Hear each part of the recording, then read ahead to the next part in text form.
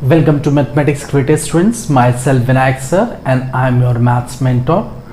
Today we will start our fourth chapter of class 12th mathematics which is determinant. तो जैसा कि last chapter में हम लोग क्या पढ़ा था, मैट्रिसेस पढ़े थे. मैट्रिक्स क्या था? एक रेक्टेंगुलर अरेंजमेंट ऑफ नंबर्स था और फंक्शंस. अब यहाँ पे देखते हैं कि डिटर्मिनेंट मेरा क्या है. पहले डिटर्मिनेंट के डेफिनेशंस पे जाते हैं. क्या दिया है? टू एवरी स्क्वायर मैट्रिक्स, मतलब सारे square matrix of order n. कोई भी स्क्वायर मैट्रिक्स होगा उसका ऑर्डर हम बताए थे. अगर जैसे 2x2 है तो उसको ऑर्डर हम 2 बोल सकते हैं. अगर 3x3 मैट्रिक्स है तो उसको हम ऑर्डर 3 बोल सकते हैं. तो ऐसे ही स्क्वायर मैट्रिक्स ऑर्डर n का है तो we can associate a number. हम उस मैट्रिक्स को एक नंबर से रिप्रेजेंट कर सकते हैं, एक एसोसिएट कर सकते हैं उसके नंबर से. वो नंबर चाहे रियल और कॉम्प्लेक्स जो भी हो, is called a determinant of a square matrix A. तो सबसे पहला चीज़ क्या है कि जो मैट्रिक्स मेरा है वो हमेशा क्या होना चाहिए?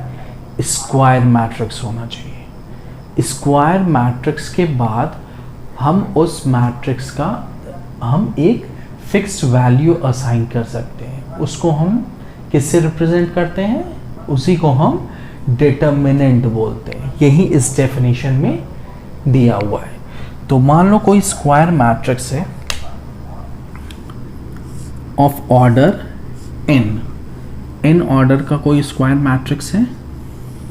उसको हम लोग ऐसे लिख सकते हैं E11, E12, E13 कहाँ तक? E1n तक. ऐसे ही E21, E22, E23 कहाँ तक? 2n तक. ऐसे ही हम इसको N1, N2, N3 और कहाँ तक? Nn तक. तो एक square matrix of order n square matrix है. इसको हम ऐसे रिप्रेजेंट कर सकते हैं. अब इसी मैट्रिक्स का हम जान रहे हैं कि हर एक स्क्वायर मैट्रिक्स का हम डिटर्मिनेंट होता है. तो उस डिटर्मिनेंट को देखो हम पहले कैसे लिखेंगे. पहले देख लें उसको हम रिप्रेजेंट कैसे करते हैं. देखो अब उसको हम रिप्रेजेंट, मान लो ये स्क्वायर मैट्रिक्स A है. अब इसी का हमको डिटर्मिनेंट निकालना है, डिटर्मिनेंट ऑफ A. तो हम कैसे लिख सकते हैं? ये इसका साइन है. This is not modulus, this is determinant of A. या तो हम उसको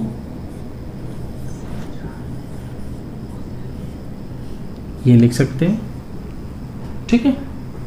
और या तो उसको हम डेल्टा से शो कर सकते हैं. तीनों में से कोई भी चीज़ होगा, ठीक है.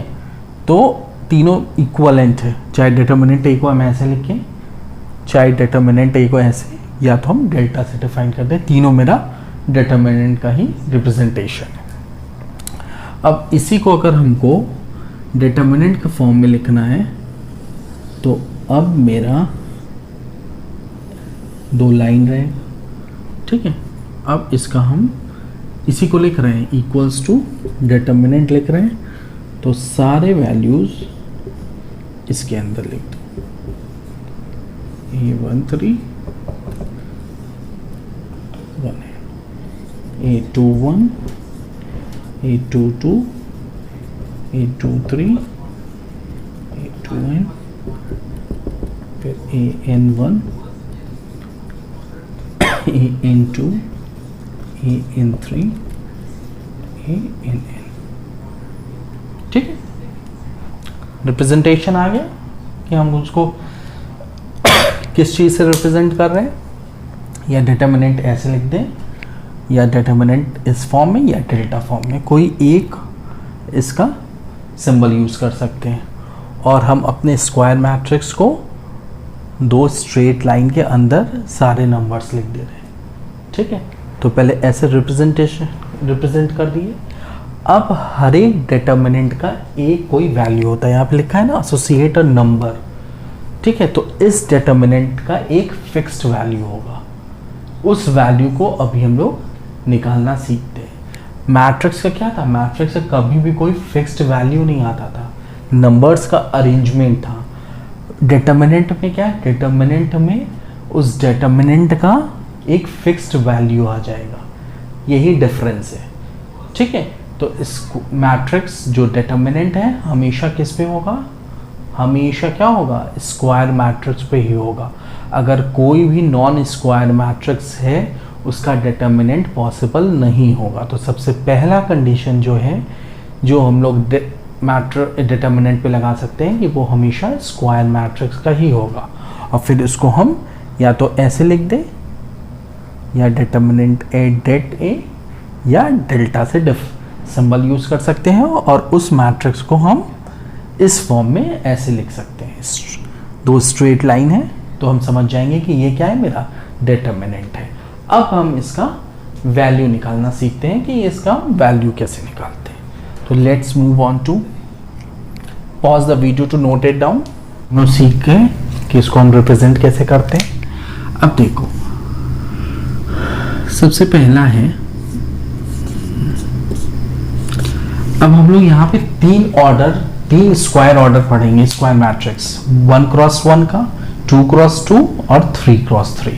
इसी का वैल्यू निकालना हम लोग सीखेंगे। तो सबसे पहला है इवैल्यूएशन ऑफ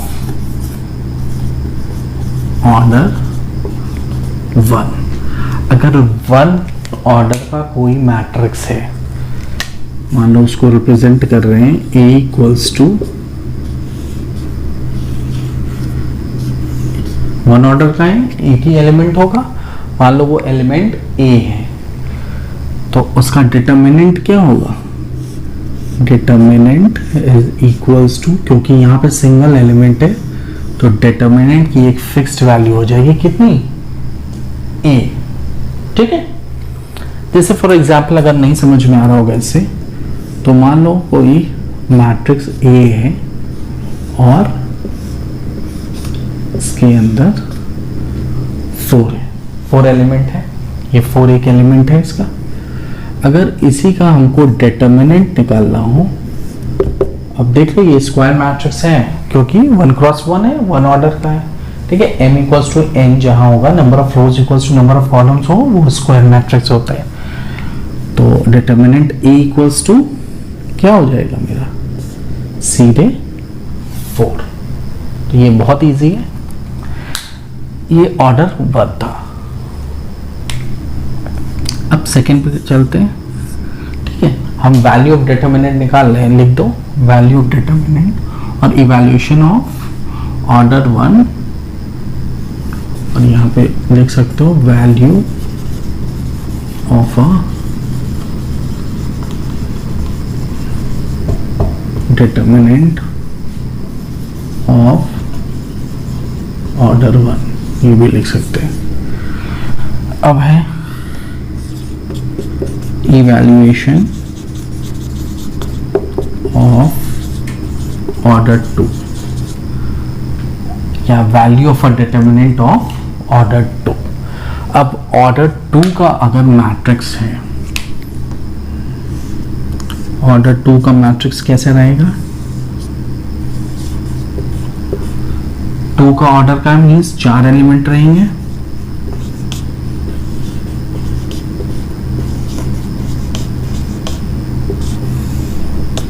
कुछ इसी टाइप का रहेगा। अब इसको हम अगर इसका डिटर्मिनेंट A निकालना हो, तो डिटर्मिनेंट A देखो कैसे निकालेंगे,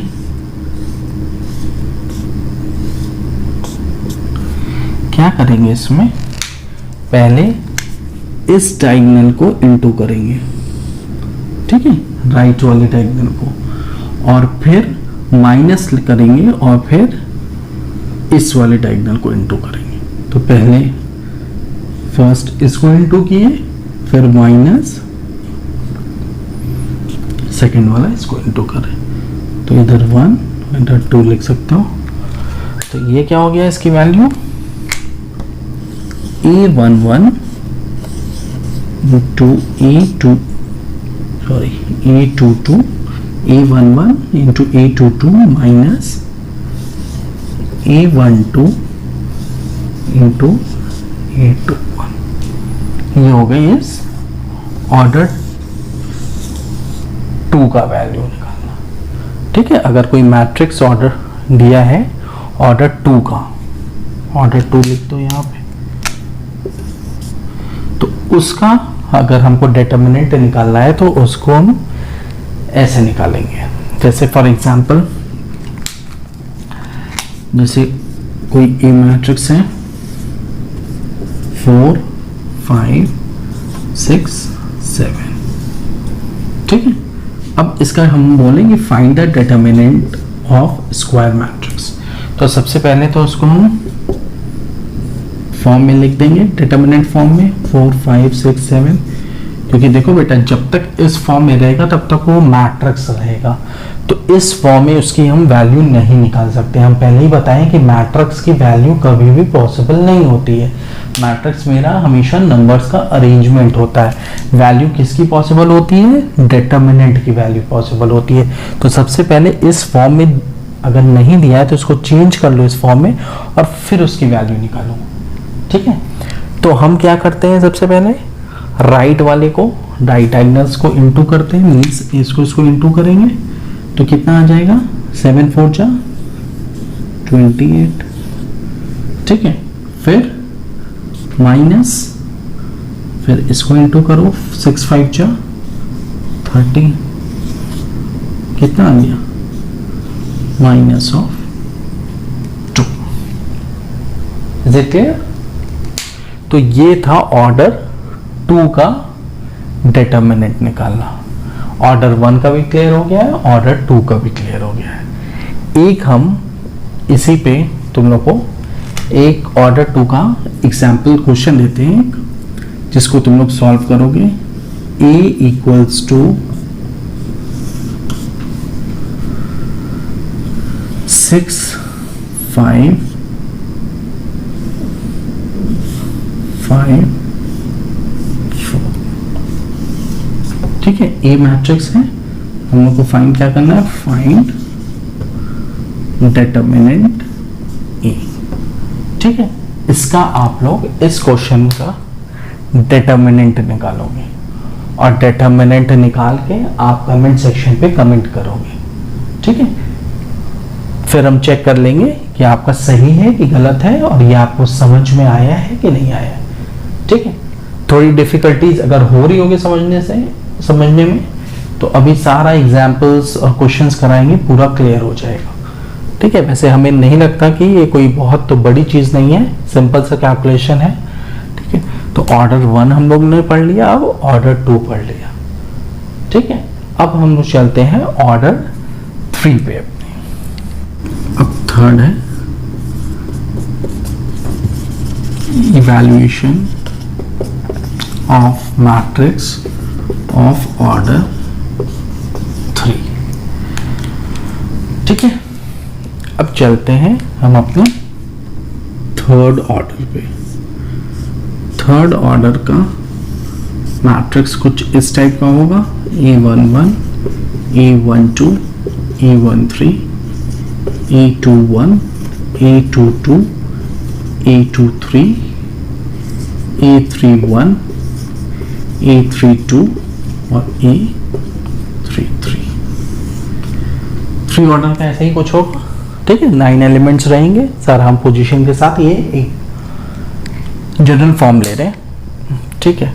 अब इसका हमको डिटर्मिनेंट निकालना है, तो फर्स्ट ऑर्डर का हम लोग डिटर्मिनेंट देखिए, सेकेंड ऑर्डर का देखिए। अब थर्ड ऑर्डर का डिटर्मिनेंट निकालने से पहले हम लोग 2 चीज पढ़ लेते हैं, ठीक है। एक पहला चीज माइनर और सेकेंड है डेफिनेशन कोफैक्टर का, ठीक है।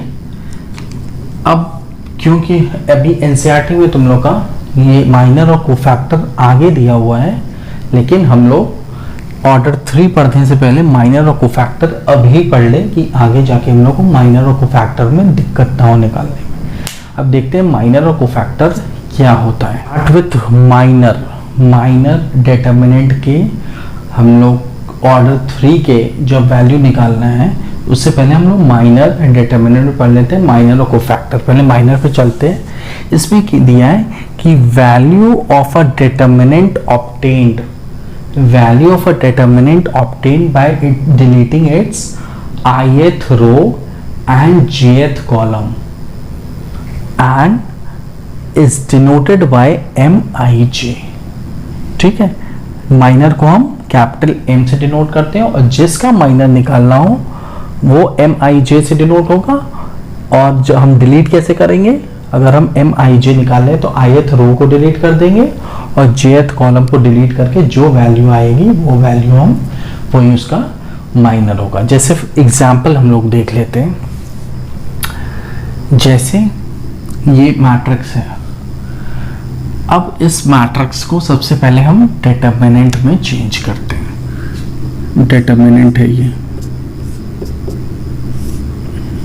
A11, A12, A13, A21, A22, A23, A31, A32, A33।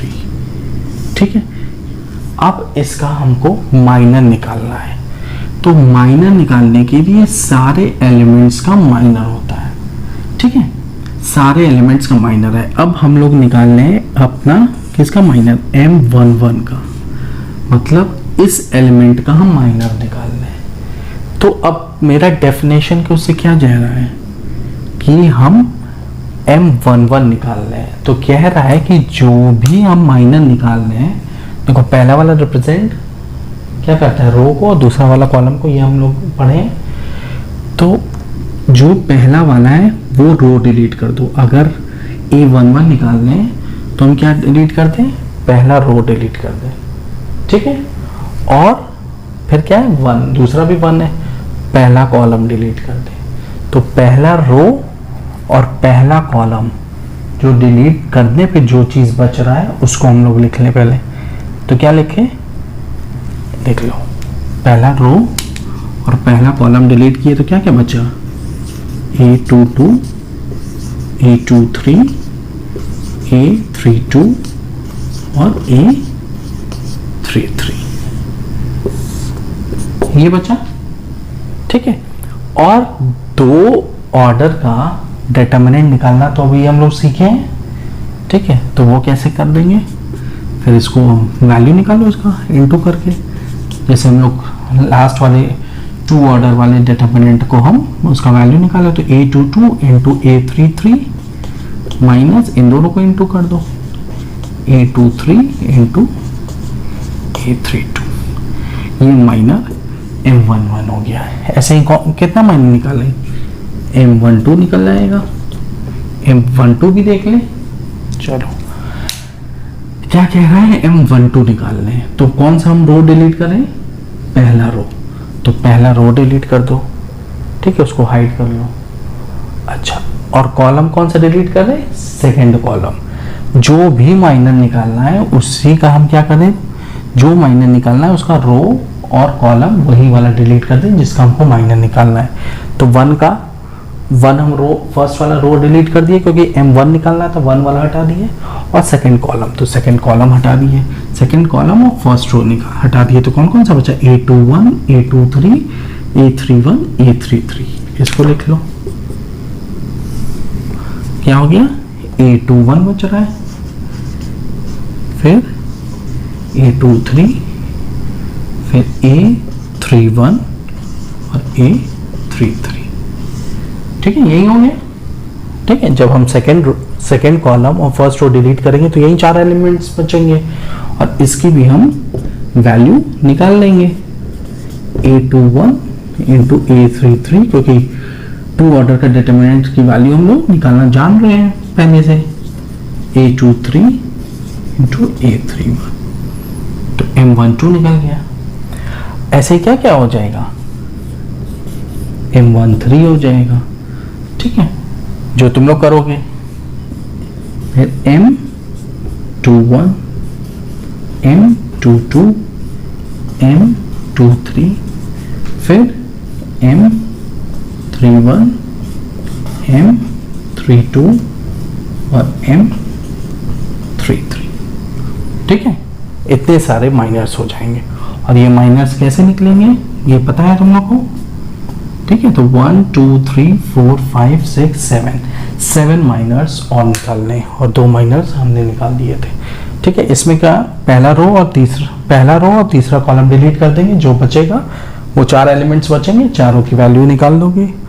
ठीक है, फिर इसमें सेकेंड रो डिलीट करेंगे, फर्स्ट कॉलम डिलीट कर देंगे, फिर जो आएगा वो 4 एलिमेंट है उसका वैल्यू निकाल लोगे डिटर्मिनेंट। इसमें second row second column delete कर देंगे, इसमें सेकेंड रो और थर्ड कॉलम डिलीट कर देंगे, इसमें थर्ड रो और फर्स्ट कॉलम डिलीट करेंगे, इसमें थर्ड रो सेकेंड कॉलम, इसमें थर्ड रो और थर्ड कॉलम डिलीट कर देंगे, और फिर जो एलिमेंट्स बचेंगे उसके वैल्यूज हम लोग निकाल लेंगे।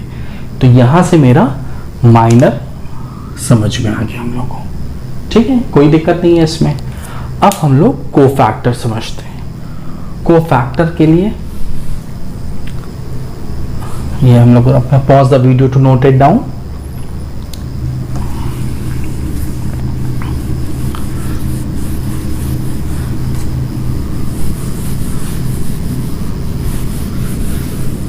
अच्छा, अब कोफैक्टर्स के डेफिनेशन देखो क्या दिया है। कोफैक्टर दिया है, cofactor of an element is defined as. इसको कैसे डिफाइन कर रहा है? कोफैक्टर को हम कैपिटल CIJ से दिखाते हैं, जैसे माइनर को हम MIJ से दिखाते हैं ना, वैसे ही कोफैक्टर को CIJ से दिखाते हैं। तो CIJ इक्वल्स टू -1 का पावर I प्लस J मतलब I रो को डिफाइन कर रहा है, J उसके कॉलम को डिफाइन कर रहा है। तो रो और कॉलम ऐड कर दो, ठीक है, और फिर उसके माइनस से इनटू कर दो। तो इसकी जो वैल्यू आएगी ये मेरा डिफाइन करेगा किसको?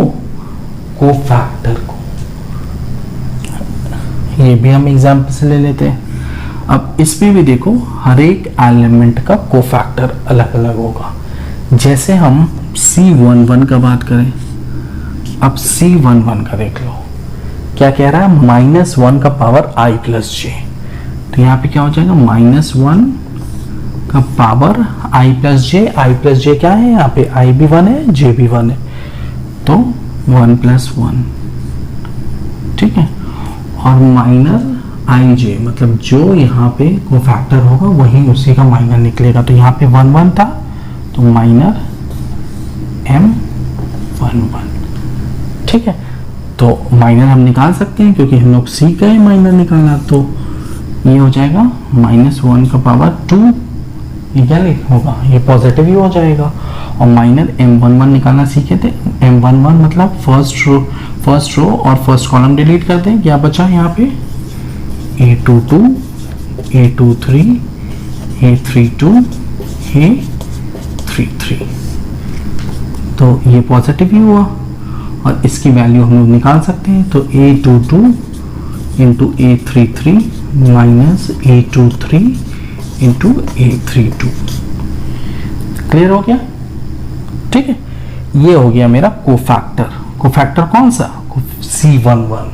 ऐसे ही हम लोग C22 निकाल सकते हैं। C22 के लिए क्या करेंगे, सॉरी C12, सेकेंड वाला क्या है C12।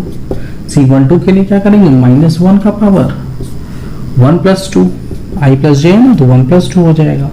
और माइनर कौन सा, यही वाला माइनर 1 2, ये -1 का पावर 3। तो ये क्या है, अब देखो जहां -1 का पावर इवन होगा वहां पे पॉजिटिव हो जाएगा, जहां -1 का पावर ऑड होगा वहां पे नेगेटिव हो जाएगा। तो ये नेगेटिव है। माइनर 1 2 हम लोग अभी निकाले भी थे, फिर से भी निकाल सकते हैं। फर्स्ट रो और सेकेंड कॉलम डिलीट कर दो, तो ये बचेगा A21, A23, A31, A33, ये हो गया। अब इसकी वैल्यू कर दो, A21 into A33 minus A31 into A23, ये हो गया। ऐसे ही कोफैक्टर C13 निकलेगा, C21 निकलेगा, C22 निकलेगा, C23 निकलेगा, C31, C32, C33, जो कि आप लोग अपनी कॉपीज पे निकालेंगे। इस दो कंसेप्ट से क्लियर हो गया मेरा। तो हम लोग दो नई चीज यहाँ पे पढ़े, माइनर निकालना और कोफैक्टर निकालना। अभी तक भी हम लोग अपने इवैल्यूएशन पे नहीं गए हैं, ठीक है। अब हम माइनर और कोफैक्टर से जानेंगे कि हम अपने 3 ऑर्डर के मैट्रिक्स का डिटर्मिनेंट कैसे निकाल सकते हैं। तो माइनर और कोफैक्टर क्लियर हो गया। Pause the video to note it down. तो अब देखो, हम लोग ऑर्डर 1 और ऑर्डर 2 का एक्सपेंशन सीख चुके हैं। अब हम लोग ऑर्डर 3 का एक्सपेंशन देखते हैं। ये डिटर्मिनेंट है ऑर्डर 3 का। अब इसकी हम लोग को एक्सपेंशन या इसकी वैल्यू पता करना है। अब इसको हमको एक्सपैंड करना है।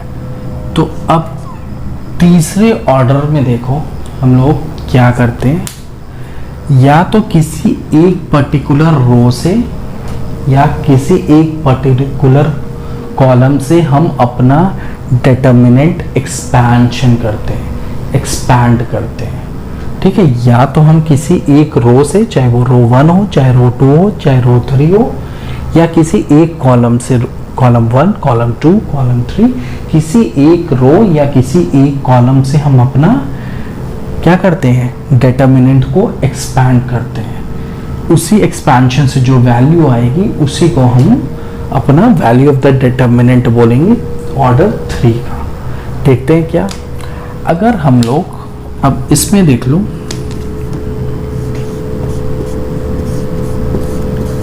एक्सपेंशन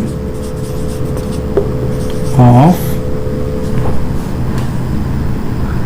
डिटर्मिनेंट बाय रो 1। अब अगर हम रो 1 से एक्सपैंड करें तब देखो क्या आएगा। रो 1 से एक्सपैंड किए तो ये है मेरा। तो अब इसमें देखो ये एलिमेंट हो गया A11 और इसी का कोफैक्टर को हम C11 से दिखाते हैं, ठीक है। फिर दूसरा एलिमेंट क्या है, A12, ठीक है, और इसी का कोफैक्टर मतलब C12, ठीक है। अभी हम फर्स्ट रो से एक्सपैंड कर रहे हैं। फिर A13 और इसी का कोफैक्टर क्या है, C13। इन तीनों को निकाल के आपस में क्या करो, ऐड कर दो। इसकी जो वैल्यू आएगी यही मेरा डिटर्मिनेंट की वैल्यू आएगी। अच्छा, ये अभी हम कैसे निकालें, रो 1 से। ये तुम लोग के ऊपर है कि चाहे तुम लोग रो 1 से निकालो, रो 2 से निकालो, रो 3 से निकालो, या कॉलम 1 से निकालो, कॉलम 2 से निकालो, या कॉलम 3 से निकालो, ठीक है। हम लोग रो 1 से निकाल रहे हैं। हम लोग क्या प्रेफर करते हैं कि जिस भी रो में या जिस भी कॉलम में सबसे ज़्यादा मैक्सिमम जीरोज आ जाए उस रो या उस कॉलम से हम लोग एक्सपैंड करते हैं।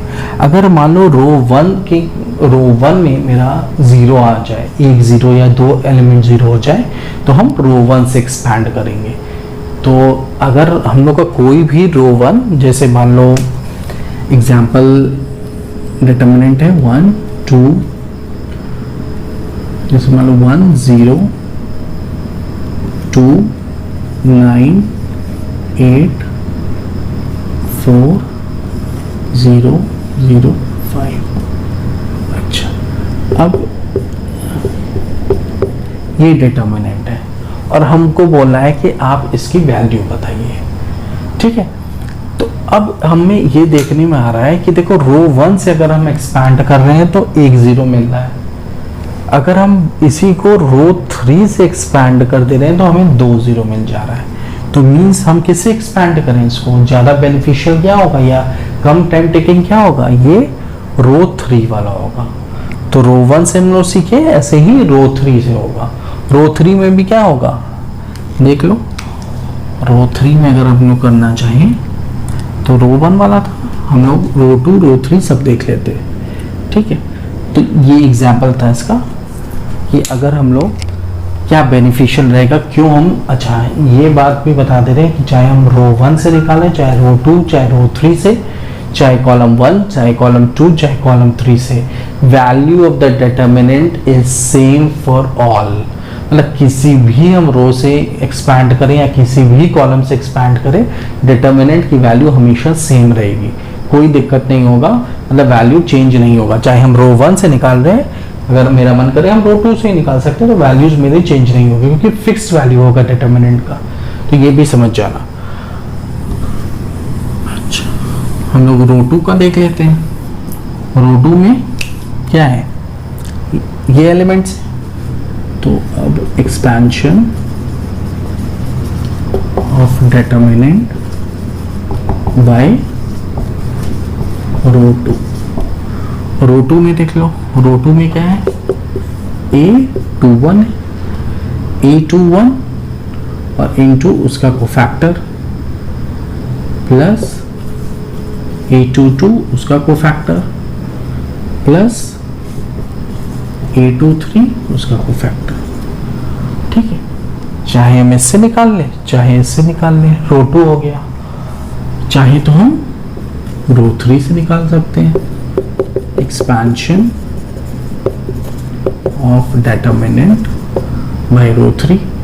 इसमें देखो क्या होगा, रो 3 वाले एलिमेंट्स ले लो तो क्या हो जाएगा, A31 इंटू किसे, इंटू करें उसी के कोफैक्टर से, C31 फिर A32 C32 plus A33 C33, ये हो गया, ठीक है। अच्छा, अब चाहे तो हम कॉलम से भी एक्सपैंड कर सकते हैं। अगर हम लोग कॉलम 1 से एक्सपैंड कर रहे हैं, कोई चेंज नहीं है, देख लो, एक्सपेंशन थ्रू कॉलम 1। अब कॉलम 1 से देख लो, A11 इंटू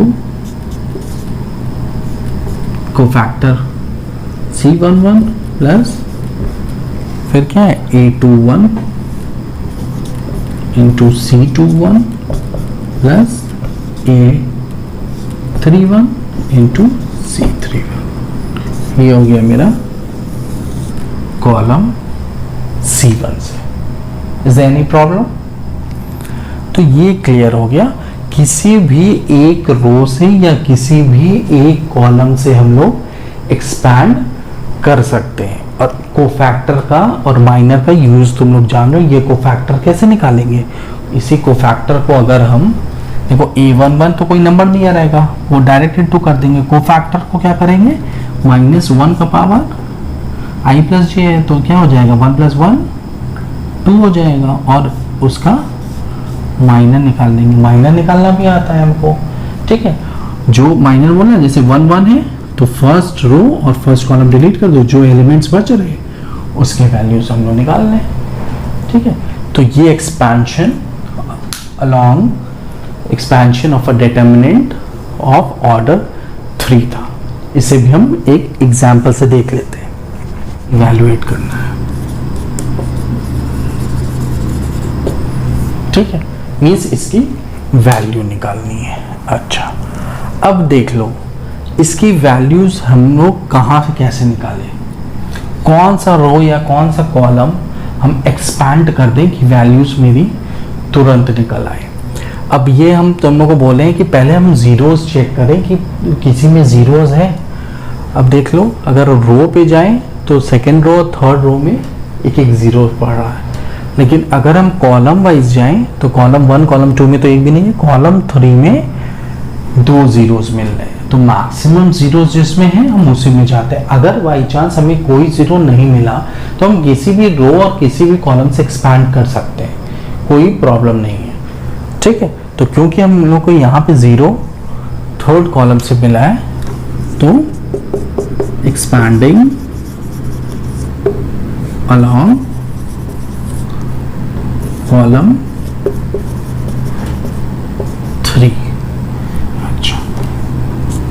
क्या हो जाएगा 4 इंटू कोफैक्टर, है ना, कोफैक्टर क्या हो जाएगा यहाँ पे 1 3 हो जाएगा, है ना, 1 है और थर्ड कॉलम है, तो 1 3 निकालने के लिए मीन्स इंटू करेंगे -1 का पावर 1 + 3 और इंटू माइनर कैसे निकालेंगे, माइनर ये वाला जिस पे माइनर निकालते हैं, क्योंकि माइनर हमको 1 3 पे निकालना है, तो माइनर 1 फर्स्ट कॉलम और फर्स्ट रो और थर्ड कॉलम पे, तो इन दोनों को हाइड कर दो, ठीक है, फर्स्ट रो हम हाइड कर दिए और फर्स्ट कॉलम हाइड कर दिए, ये चारों एलिमेंट्स बच गए, इन चारों को लिख लो -1 3 4 1, ठीक है, प्लस 0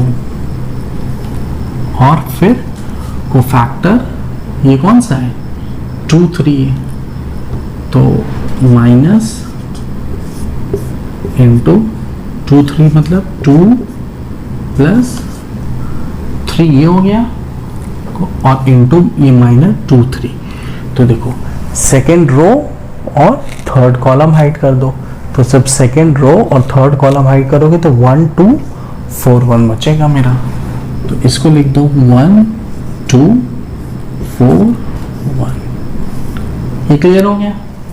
अब ये लास्ट वाला बचा है, क्योंकि हम अलोंग थर्ड कॉलम एक्सपैंड कर रहे हैं, तो ये 0 हो गया प्लस 0 फिर इंटू -1 का पावर, इस पे देखो क्या है मेरा थर्ड रो और थर्ड कॉलम, तो -3 + 3 6 और माइनर मेरा 3 3 है, तो थर्ड कॉलम और थर्ड रो दोनों क्या कर दो हाइड, देखो अच्छा, क्योंकि तुम लोग को समझाने के लिए देखो सेकंड और थर्ड वाला काम हम लोग तुम लोग को समझाने के लिए किए, देखो अब यहाँ पे 0 है, यहाँ पे 0 का मल्टीप्लाई किसी से होगा वो 0 हो जाएगा, तो यहाँ पे अंडरस्टूड था सेकंड और थर्ड वाला करने की ज़रूरत नहीं थी, लेकिन क्योंकि हमको एक्सपैंड करना था, अभी फ़िलहाल शुरुआत है तो समझाना था, तो पूरा एक्सपैंड किए, ऐसे कैलकुलेशन क्या हो जाएगा सिर्फ इसी पे बेस्ड रह जाएगा, ये हम 0 जान रहे हैं, ये 0 जान रहे हैं, किसी से भी 0 का मल्टीप्लाई होगा 0 आ जाएगा, तो ये हमें कैलकुलेट करने की ज़रूरत ही नहीं है, सिर्फ इस पे कैलकुलेट करते हैं, क्या है ये 4 -1 का पावर 4 कितना हो जाएगा पॉजिटिव हो जाएगा, इसकी वैल्यू निकाल लो, क्या हो जाएगा -1 और -12 कितना हो जाएगा 4 इंटू -13 इक्वल्स टू -52, ऐसे क्लियर स्टूडेंट्स। तो ये था मेरा expansion along of order determinant of order 3, तो ये एक्सपेंशन है, और यहाँ पे एक्सपेंशन अलोंग किस पे था कॉलम 3 पे था, क्यों कॉलम 3 पे था, क्योंकि हमको जितनी ज़्यादा मैक्सिमम नंबर ऑफ ज़ीरोज़ मिलेंगे हम उसी पे जाएंगे, अगर ज़रूरी नहीं है कि हर एक बार आपको एलिमेंट में 0 मिले ही, मे भी हो सकता है ज़ीरोज़ ना मिले, तो हम उस रो को देखेंगे जिसमें कैलकुलेशन मेरा कम लगे, ठीक है, कोई नहीं है, किसी से भी कर सकते हो, हम चाहें तो रो 1 पे भी, रो 1 से भी करते हैं तो मेरा आंसर -52 ही आता, सिर्फ कैलकुलेशन बढ़ जाता, तो ऐसा कोई हार्ड एंड फास्ट रूल नहीं है कि हम बस इस पे हम जान रहे हैं कि अगर ज़ीरोज़ है तो, ज़ीरोज़ नहीं है तो आप करते करते समझ में आ जाएगा कि हम किसके अलॉन्ग करें, तो हमें कैलकुलेशन का यूज़ करना पड़ जाएगा। अच्छा, फिर उसके बाद हम लोग देखते हैं ये जो -1 का पावर बार बार कर रहे हैं, ठीक है, ये है क्या, ये उसी के पोजीशन को क्या कर रहा है ऐड कर रहा है, ठीक है, ये 1 1 पोजीशन है, ये 1 2 पोजीशन है, ये 1 3 पोजीशन है, उसी को ऐड कर रहा है, तो जब भी -1 का पावर इवन नंबर मिलेगा तो हम जान रहे हैं पॉजिटिव होगा, जब ऑड नंबर मिलेगा तो क्या हो जाएगा नेगेटिव हो जाएगा, तो अगर हम पूरे चीज़ को अगर एक हम जनरल फॉर्म में करें तो क्या हो जाएगा, ये 1 1 पोजीशन है ना, तो जब 1 1 पोजीशन होगा तो 1 + 1 करोगे 2 हो जाएगा, -1 का पावर 2 कितना हो जाएगा पॉजिटिव है, तो यहाँ पे प्लस लिख सकते हैं। ऐसे ही दूसरा वाला यहाँ ये कौन सा पोजीशन है 1 और 2 पोजीशन है 1 + 2 3 और -1 का पावर 3 क्या होगा नेगेटिव होगा, तो इसको हम नेगेटिव लिख सकते हैं। ऐसे ही ये क्या है 1 पोजीशन और 3, तो 1 + 3 4, तो -1 का पावर 4 कितना हो जाएगा पॉजिटिव हो जाएगा। ऐसे यहाँ पे देख लो 2 1 3 हो जाएगा नेगेटिव हो जाएगा, फिर 2 2 4 हो जाएगा पॉजिटिव, फिर 2 3 5 हो जाएगा नेगेटिव, फिर 3 1 पॉजिटिव 4 हो जाएगा, 3 2 नेगेटिव, 3 3 पॉजिटिव। तो अब इसका साइन से क्या मतलब है, अब यही कैलकुलेशन देखो, अगर हम बार बार -1 का पावर ये लिख रहे हैं, हो सकता है मे भी कहीं हमें लिखने में हो सकता है गलती हो जाए, तो हम अगर उसको और शॉर्टकट तरीके से कर दें तो क्या है, ये स्टेप हटा सकते हैं हम, सिर्फ मतलब माइनर का यूज़ कर सकते हैं, ठीक है, ये पोजीशन ही दिखा रहा है इसका, और हम उसी हिसाब से देखो ये पॉजिटिव है। अच्छा हम देख लो किसके अलॉन्ग किए हैं, कॉलम 3 के अलॉन्ग किए हैं, मतलब ये वाला मीन्स ये वाले में इंटरेस्टेड है हम, तो पहला देखो पॉजिटिव है, तो पहला कुछ भी करो ये पॉजिटिव रिजल्ट देगा। दूसरा क्या है नेगेटिव है, यहाँ पे कर दो नेगेटिव हो जाएगा, और तीसरा पॉजिटिव है, तो यहाँ पे पॉजिटिव है तो कोई दिक्कत नहीं है। अब इसी के अलॉन्ग हम चाहे -1 का पावर ना करके सिर्फ ये पैटर्न फॉलो कर दें तो मेरा रिज़ल्ट वही आएगा। देखो ये 0 ही हो गया और ये जो निकला है ये यही आएगा, सेम रिज़ल्ट आएगा, ठीक है। तो हम ये पैटर्न भी फॉलो कर सकते हैं। तो pause the video to note it down. अभी एक और कंसेप्ट देख लेते हैं मैट्रिसेस का। इफ़ A = KB, अगर कोई मैट्रिक्स ऐसे रिलेटेड है, A और B यहाँ पे कोई स्क्वायर मैट्रिसेस है, तो उन दोनों के डिटर्मिनेंट में देखो क्या रिलेशन रहेगा, दोनों के डिटर्मिनेंट में ये रिलेशन रहेगा, K का पावर जिससे ये रिलेटेड होगा उसी का पावर वो जो भी ऑर्डर रहेगा, n यहाँ पे ऑर्डर ऑफ द मैट्रिक्स है, जो A B का ऑर्डर रहेगा वही K का पावर n इससे रिलेटेड रहेगा। जैसे हम एग्जाम्पल कोई देते हैं, मान लो A मैट्रिक्स है 2 2 4 0 और कोई B मैट्रिक्स है 1 1 2 0, ठीक है। यहाँ पे साफ दिख रहा है ये, ठीक है। A = 2B है, देखो ट्वाइस है, ठीक है। अच्छा अब इन दोनों का डिटर्मिनेंट निकाल लें। डिटर्मिनेंट देख लो कितना है इसका, 2 0 0 0 -8 मीन्स -8 हो गया, और डिटर्मिनेंट ऑफ B देख लो कितना हो गया 0 -2 हो गया, ठीक है। अच्छा अब इसको हम डिटर्मिनेंट E को कैसे लिख सकते हैं, 4 × -2 लिख सकते हैं -8 को, ठीक है। अब 4 है, 4 को हम क्या लिख सकते हैं 2 का पावर 2 लिख सकते हैं, और -2 के जगह डिटर्मिनेंट ऑफ B लिख सकते हैं, क्योंकि डिटर्मिनेंट B की क्या वैल्यू है -2 है, तो ये लिख सकते हैं। तो यहाँ पे क्या हो गया,